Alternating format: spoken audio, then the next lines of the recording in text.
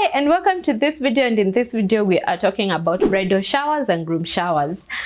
The reason I felt it is very critical to put this episode in this series towards the wedding day is because, like in my case, when we were going towards our wedding, I really, tried to bring men together, a few men together, to try and organize a groom shower for my husband. And that is the moment I realized that this thing is not very familiar in Christian circles. And I felt it is very important because even to date, I've only seen one groom shower, and that happened even way after our wedding. And so I felt it is important I share this, why it is important, because it is common in ladies but not in men, so that men can take it up and take it more seriously and consider having groom showers, especially in Christian circles. I know in the secular world people have it, but how it's done is not something I would appreciate. So just to encourage men to take it up, especially in Christian circles. All right, so I'll be sharing 7 points on why it is important. Then I give you 5 tips on how to plan a very wonderful, memorable bridal shower and groom shower. And as I've said, some of the things I'm going to say are more like a no-brainer for ladies, but keep watching and share with a man. And yeah, let me know whether you agree with what I'll be saying, or and also, do you agree that groom showers are not very common among men, and especially Christian men? Do you agree with me?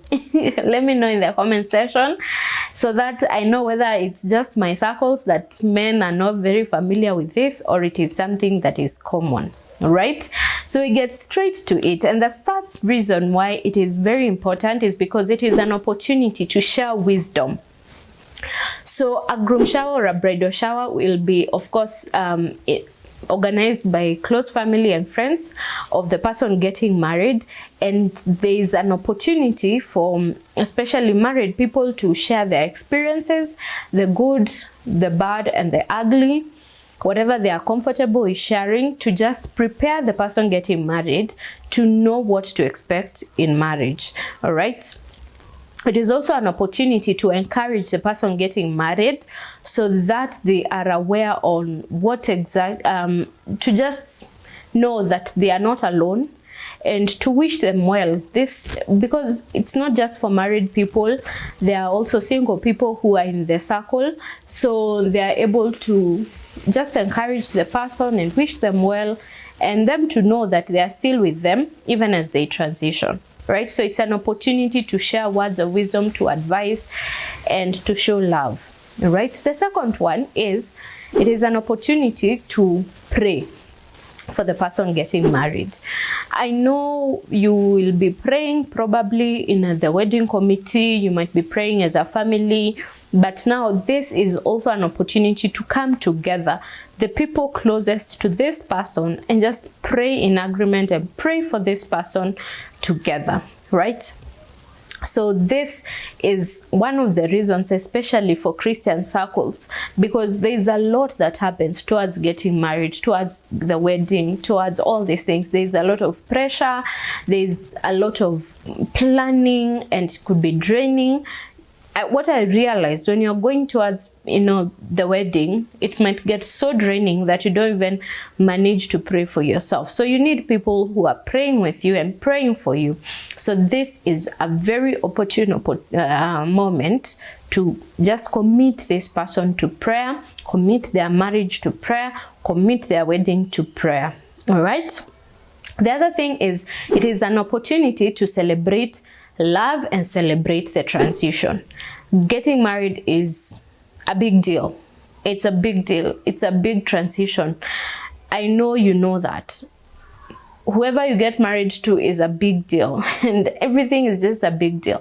It is not like the only thing in life, but that transition is very major in someone's life. It's a big transition, so it's an opportunity to celebrate the moving from singlehood to new status in marriage. So you just have an opportunity to celebrate this person and show them you're happy for them and you're wishing them well. So it's just an opportunity to celebrate the new season they are getting into. All right. The fourth thing is you're able to give gifts to this person. So most, if not all, bridal showers, groom showers have gifts. I don't know about men, but I would encourage that even for groom showers, you have gifts for the groom. Those who are already married, what would you have wished that someone would have given you when you are getting married? You know, might not be ladies. It's one of those things that everybody is looking forward to giving gifts and all. I hope men can also figure out, you can also borrow from ladies, get to know what happens. But nowadays, because of the internet, you can just check online what are the gifts, common gifts you can give someone in their groom shower and bridal shower, and you give this person, especially maybe to prepare them for honeymoon. Some could be to prepare them for marriage, or just a general gift. You know the taste of this person. Maybe it's your sister, maybe it's your brother, it's a close friend. You know their taste. So you can get them something that you know they will treasure. You can get them a book, you know, a book on marriage. You can get them a book on maybe a journal. You know, there are so many things you can do around gifts, and that meaning with all that, it means a bridal shower, groom shower is an opportunity to gift the person getting married. All right. The other thing is it's an opportunity to have fun and create memories. One thing very exciting about bridal showers is the surprise part. By the way, I always look forward to that, just to see how someone was just having their normal day and all, and they didn't know there was something being planned behind the scenes for like a few weeks. And all of a sudden, here it is, they are surprised, and it's so exciting. It creates such wonderful memories. But I know for men, maybe you might not want a surprise. So you can still create memories through the many activities that you will do and have fun. And even just talking and the way you're talking, the experiences you're sharing, all the things that you do is a way to just create memories. The photos you go home with, they just make singlehood memorable and fun, and just, you know, even for the people who are attending and they're not the ones getting married, it's an opportunity to have fun, right? From the games you play, it's just an exciting moment. So that is the other thing, and that leads me to the next one, which is building a community. When you have fun with people, when you share memories with people, you become a strong bond. You become closer because you are sharing personal experiences. You are laughing together. You are having fun. From that, then you have a community, and it creates a bond with family. And it could be even maybe your in-laws are in the meeting, so you get an opportunity to just see the fun side of your in-laws, you know, before you even join the family, right? So it's a way to build a community. And the last thing on why it is important, it is you are able to honor tradition. Especially for people who have been doing it. Maybe your church, you're always doing bridal showers or groom showers, or in a family or among close friends. When you do it, then you are honoring that tradition, so that because it has always been done, then you honor that this person, it is their turn, then you now commit to honor that tradition. So it's an opportunity to honor the traditions in the family or in the circle of friends, right? Or in a church community. All right.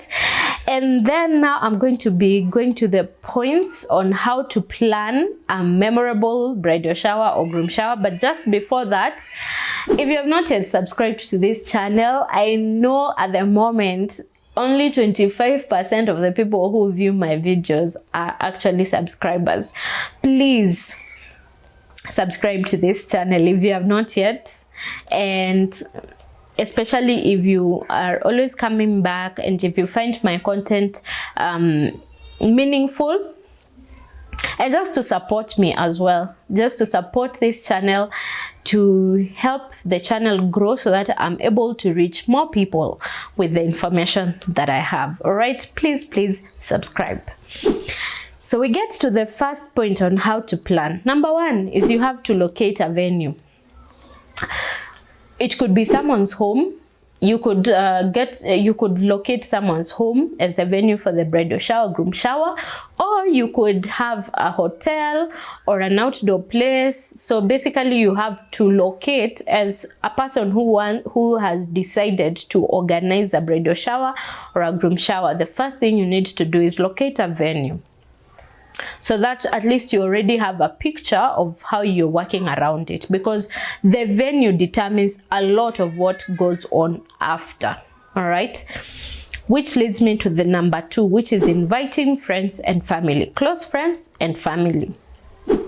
When you have a venue, then now you can tell people, we are organizing a groom shower, bridal shower, and the plan is to have it in this place. All right.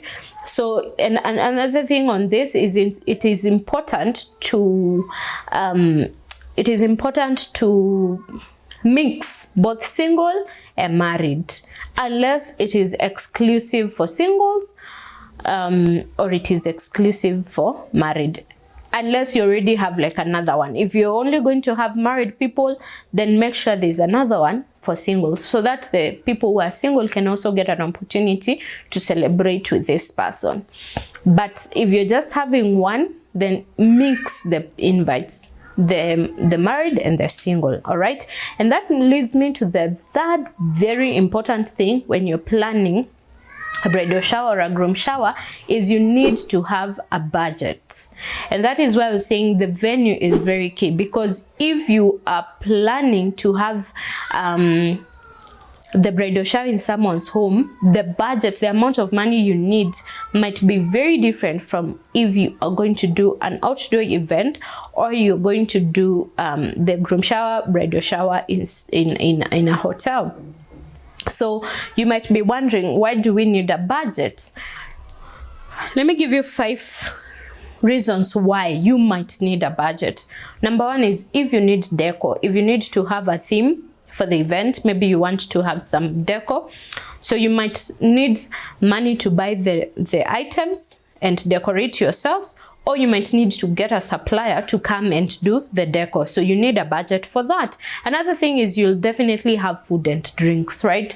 You can have snacks. I have seen a lot where if there's not much time or you don't have a lot of money, you might go for just snacks, because it's not a very long event. Maybe it's just 2-3 hours and it's done. So you just do drinks and snacks. But I've seen others who cook or have a caterer who will cook and just come and serve. So you will definitely need to plan for that. And if probably you're doing a hotel, all you need to do might be just tell the people who are coming, this is the menu that is in the hotel and this is the range. So just come carrying the amount of money for what you will want to take during the shower, right? So you might need a budget for that if you are the ones who are if you're the one hosting and you need to buy the food, buy the drinks, or if you're going to pay a supplier to deliver. Right. The other thing you might need a budget for is photography, if you'll be having a professional photographer. But if you don't, you can just take the videos yourselves using your phones, or maybe someone has a camera, but even phones work just perfectly fine. So if you have to have a professional one, then you need a budget for that, right? The other thing is you will need maybe a budget for the gifts. Now this you will need a budget for if you who is hosting is the one who is going to figure out how to buy the gifts. But if you just tell people this is the list of items, pick items that you will be able to get the person getting married, and then they go buy, and on the shower they just come and gift them the person. You might not need a budget for that. But if you are the one who will be going to buy the gifts yourself, then you will need to have a budget for that. And the last thing is cake. So this also comes in, like it could fit into the food and drinks, but basically, you know, cakes, not many hotels might do cakes and all. So you might need a budget for the cake because it's a celebration, man. It's a celebration. I don't know about men, by the way. I don't know whether men would want a cake, but I know it's very common among ladies that a bridal shower has to have cake. So that is where the budget comes in. And something else, let me just say this, on the budget, once you budget, it's not always a must that you have to fund everything as the host. You can have people chip in who are going to be attending the bridal shower or the groom shower. All right. So that is all about the budget. I've just mentioned 5 things that might need a budget, but there could be more. Number 3 is identify topics of discussion and allocate people for the same. So it is important when you're probably having people share wisdom and all, have people prepare before. One thing I realized, even with myself, for the showers I've gone to, most times I hardly have wisdom in my head in like before time. Hardly do I prepare in my head on what I will say to the person who is getting married. But with time, I've come to realize it's important to actually think about it beforehand and have the points written down, because most times what you realize after you've already finished the shower is when you start remembering, but there I should have said that, I should have told them this, I should have said this. So as a person who is hosting, it is important that you tell people, this is what you will need to prepare on. This is what I'll expect you to talk about. And then for the people who don't have topics, even if you're not allocated a topic, just prepare in your head what you'll tell this person so that you don't just start regretting after, right? So by the way, on this, I have 12 topics I have handpicked on relevant topics that you can talk about in the groom shower, topics that are a bridal shower that you can share with the people who are coming in so that they can talk about. If you're interested, it is free. I have it in PDF. You can look in the description and click on the link so that I can give you a copy. All right. The other thing is have a program and allocate major roles to people. So for you to be able to do all these things that have to be done, you will definitely need a program so that people know what time they are arriving, what time probably the bride or the groom is to arrive, and maybe who will be making sure they get to the venue. Also the roles in the program, who is taking what role, who is in charge of suppliers, who is in charge of the food, who is in charge of the various topics, as in how the thing will go, because there's no need to go and then people look confused, nobody knows what needs to be done, and people are just having fun, and 2 hours later nothing has actually happened. So if you want things to flow, then you need to have a program and have someone in charge to make sure that things are moving, so that you don't maybe take a long time, people leave late, and people are not happy at the end because time was wasted. All right. Another thing, the last thing on this is have games and activities. So I had mentioned that one of the things about bridal showers and groom showers is you have fun. So there are many games and activities you can organize, and you can check some of these things online. You can also share among yourselves games that are relevant for a bridal or a groom shower, and activities even like praying. That is an activity. Hearing the story, how it unfolded, how they ended up together. It's also an activity, just basically coming up with activities to make the event relaxing and fun. So beyond the serious topics and all that, it's good to have some kind of fun to make it memorable and enjoyable. All right, bottom line about a bridal shower and a groom shower is this: have fun. Make it as memorable as possible. Take a lot of photos, videos, and just enjoy the day, but also make sure with all that fun, there is some sense of equipping for the person getting married, and even for the people who are single, and even for the people who are married. I have gone to showers, and some of the things that are shared there actually equip me even if I am already married. So just make sure that there is fun, but there is also some sense of equipping that is happening. So I hope you've gotten one or two things that you already you can probably practice for the next bridal shower or groom shower, and make sure to comment on the comment section on what you find most amusing about groom showers or bridal showers, and let me know, as I said, whether groom showers are common in your circles. Thank you for watching to the end. Don't forget to subscribe, like the video, and share with someone in your circle. Thank you, and God bless you.